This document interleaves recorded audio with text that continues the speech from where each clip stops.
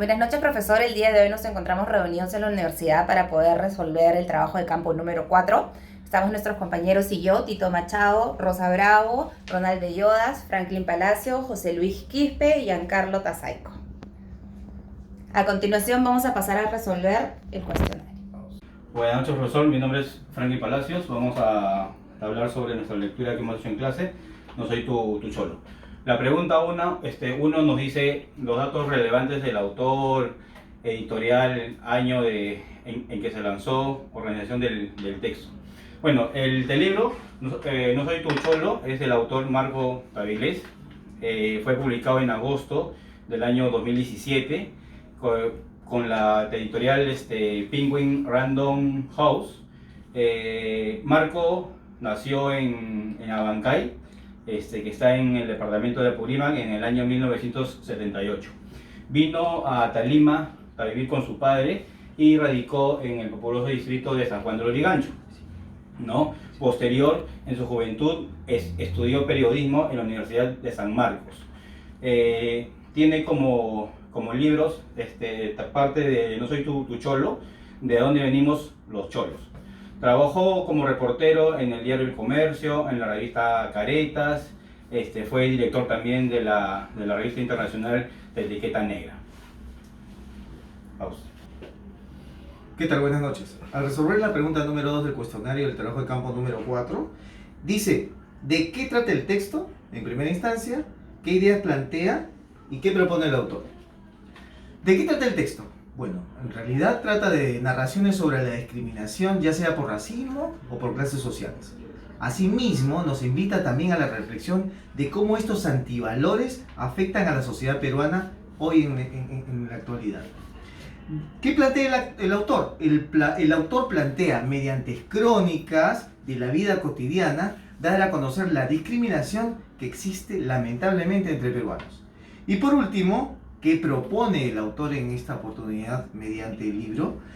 Propone reflexionar por un lado y alzar una voz de protesta sobre los actos justamente discriminatorios a los cuales somos víctimas, como la gran mayoría de los peruanos. Bueno, continuando con la pregunta 3, dice, ¿qué personas, ambientes o situaciones se aprecia en el texto? Se aprecia que el autor en sí habla de sí mismo y algunas vivencias que sufrieron otras personas. En este caso, continuando con la pregunta 3, nos dice, ¿qué personas o ambientes o situaciones se aprecian en el texto? Se aprecia que el autor habla de sí mismo y algunas vivencias las cuales fue víctima.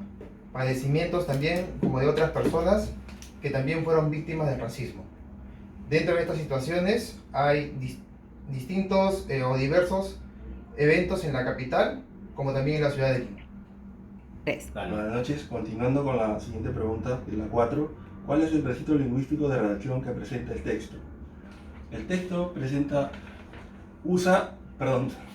continuando con la pregunta 4, ¿cuál es el registro lingüístico de redacción que presenta el texto?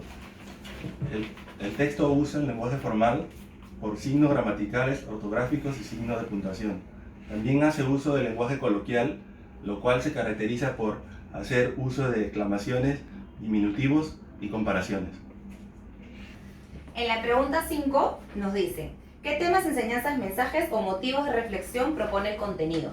De hecho, nos busca identificar las diferentes expresiones con las que el racismo destruye nuestra sociedad, exponiendo sus causas, consecuencias, y aparte nos hace reflexionar sobre nuestra identidad sin crear estereotipos entre nosotros. De hecho, marca mucho lo que es el racismo, trata de que la desigualdad entre los peruanos no sea tan marcada mediante los pocos relatos que va haciendo durante sus experiencias.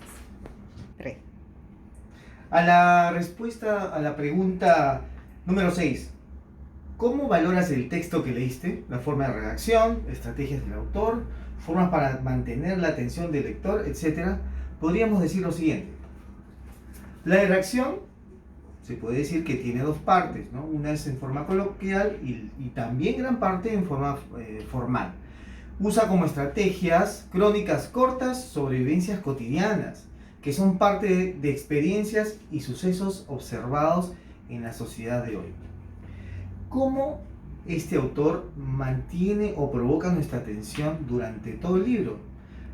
A nuestro parecer, mediante los relatos interesantes que realiza de manera didáctica, con simpleza y a manera de un cuento, más allá de pertenecer a la categoría literal de un ensayo, nos mantiene enganchados sin la distracción que cualquier otro libro o el aburrimiento de cualquier otra obra nos podría producir. Esa es nuestra opinión. Y terminando con la pregunta 7, nos hace la reflexión, ¿no? ¿Recomendarías el libro? ¿Y por qué?